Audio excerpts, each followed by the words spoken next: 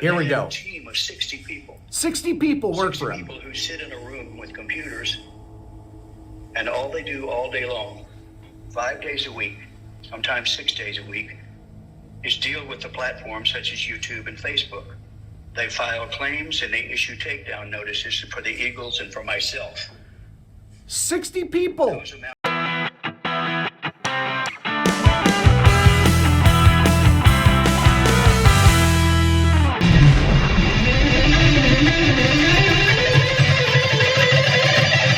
Friends, Brian here for Yes You Can Play Guitar. How are you guys doing? Are you guys shredding it up on the guitar? Are you guys hitting the gym hard?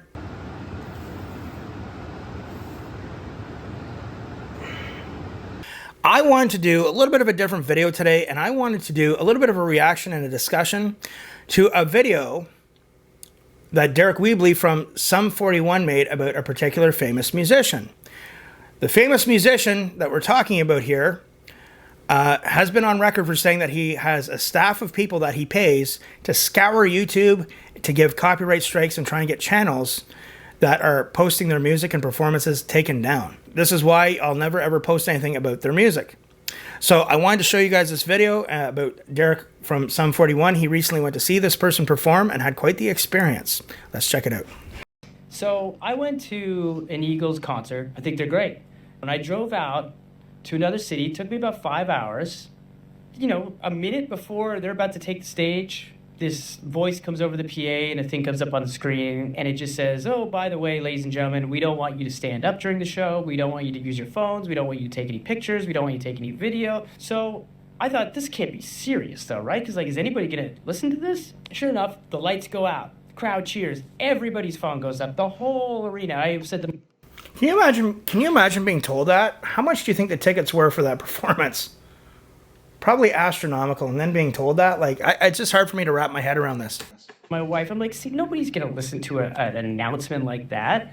And then about 4 songs into the show, Don Henley starts singing for the first time. And I mean, what a voice. The guy's like, I don't know how old he is, but he's, you know, in his 70s, and his voice is as good as ever. And I have a friend, his name's Devin Bronson, he's an old friend of mine, so I text him immediately, and I go, man, he still has such a great voice. So Devin texts me back, and he goes, wow, that's awesome. Send me a video. I go, okay, sure. So I take out my phone, I start videoing, and all of a sudden I start getting yelled at. There's a flashlight in my face. I look over, and there's some security guard just like, phone down, put your phone down. And I'm looking around, and everybody's got their phones. I'm like, all right, whatever. I don't really care that much, whatever. And, you know, for the rest of the night, everybody's filming, and these security guards just keep coming through the aisles, just flashing lights at people, yelling, just like interrupting the whole show the whole night. Everybody in the audience is getting pissed. I can see it across the arena. People are just like getting into little arguments with security, and everyone's just like telling them to put their phones down, put their phones down. We're about 80% into the show. Joe Walsh is speaking, who I love, and I know he's going to go to a Joe Walsh song that I'm sure that I'm going to love. I was going to be respectful, and since this is about the audience behind me, I'm going to take my phone, I'm going to hide it just down here so nobody can see it, and I'm going to film Joe Walsh singing this song. Within 5 seconds, all of a sudden, security again flashing on me. No videos, no photos. Just put your phone down, put your phone down. So I turned over and I had my phone on him, and I guess he didn't like that. And he started freaking out, and he's like, get out of your seat, get out, get out. I'm like, am I really getting kicked out of an Eagles concert at this point in my life? I'm not even drunk here. What's going on? 5 minutes later, about 6 security guards come, and they're like, sir, you need to come with me. I'm being kicked out of the Eagles fucking concert. We're out in the hallway, and they're like, were you taking video of this concert? And I said, yes, I was. They're like, did you not hear the announcement? I go, yes, I did. They're like, well, then why are you videoing? I'm like, I didn't really see how I was interrupting anybody's night. I had it down here. I mean, that's what it was. He goes, Don Henley has told us all that if anybody videos, he's going to be watching YouTube after the concert. And if there's video, then we're all getting in trouble and security guards are getting fired tonight. My first thought is, what the fuck is Don Henley doing with his life? What the fuck? This guy's worth ungodly amounts of money. Does he sitting at the Ritz-Carlton after the show on YouTube and, gotta call my manager, getting some poor guy fired from the Phoenix Arena because there's a YouTube video? I mean, I get it. I'm a performer. I don't like seeing a sea of phones out there, but you know what? The world is fucking changing, man. That's just the way it is. And if you don't like it, I understand and I respect that. But pay for the service that people have to put their phones in the thing. You don't want to pay for that. That's the thing. That's the thing that bothered me.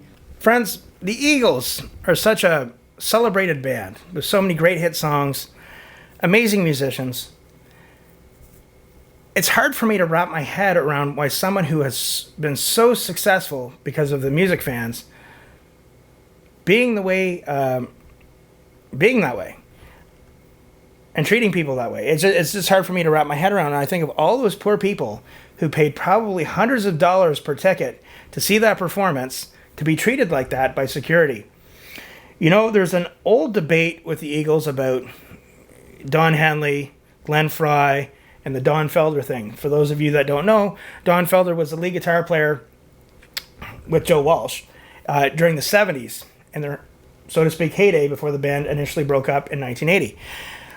Don Felder is credited for writing Hotel California. I have Don Felder's book. And it's quite a read. It's called Heaven and Hell. It came out a number of years ago. There's like two camps with this whole thing. And if you ever watched that Eagles documentary that came out, I don't know, 5 or 6 years ago, it was a very good one. But you can see the part with Don Felder where it wasn't a nice parting of the ways. And shortly after they reunited in 94, was it? Again, they parted ways again. Well, there's two sides to every story. And I have to tell you that when you read this book, I should actually do a more in-depth review on it, Heaven and Hell. It's a very captivating performance. And I must say one thing about Don Felder, too. A few years back, I had an old Twitter account, and I was tweeting. I think it's called X now. But I was tweeting, and he was kind enough to write me back. And he just seems like a genuinely sweet person. I don't know him. I don't know. He might be the devil incarnate for all I know. But I do know that there was a settlement when he took them to court years ago. But seeing a video like this and this type of behavior makes me really want to lean more on Don Felder's side. You know, times are getting tougher, so I think of all these poor people that would have spent a lot of their hard-earned money to go and see that concert. It sounds like nobody had a good time because of all the BS going on with the security. It just really, really, you know, it's not like they're a struggling band or anything. It's just really hard to wrap my head around. So, of course, now Derek himself is a very successful musician during his time with Sum 41. And I want to know what you guys think, ethically. What do you guys think of this whole thing? If you want to even comment, too, on the whole Don Felder Eagles thing as well. Again, I can't emphasize this book enough. It's fantastic. I want to know what you guys think. All right? And that's another reason why when I get requests to do reactions to that band or performances, I never do them. Because, you know, they have a staff of people that they're scouring YouTube. I had one incident, a really silly incident last year where I got my first copyright strike. Brian Adams and his legal team, they do the same thing. I posted a short with a quick little video praising Brian Adams and showing the intro guitar lick, like a guitar lesson, for Run to You, and I got a copyright strike. No warning, no notice, no say, hey, can you take that down? Nothing. Boom. So I had seen this, and I needed to share this with you guys because I was so taken aback by this whole thing. I want to know what you guys think. Comment below. Remember, like, subscribe. If you want to take that extra step, join my Patreon. It means a lot. And if you ever want to support the channel in a way that costs you nothing, watch some of my non-reaction videos. Watch some of my guitar lesson videos, my other videos where I talk about bands, talk about all kinds of other stuff. There's a lot of good content in my channel other than reactions. So I appreciate you guys checking it out. It means a lot. Remember, practice hard, but practice smart. We'll see you soon.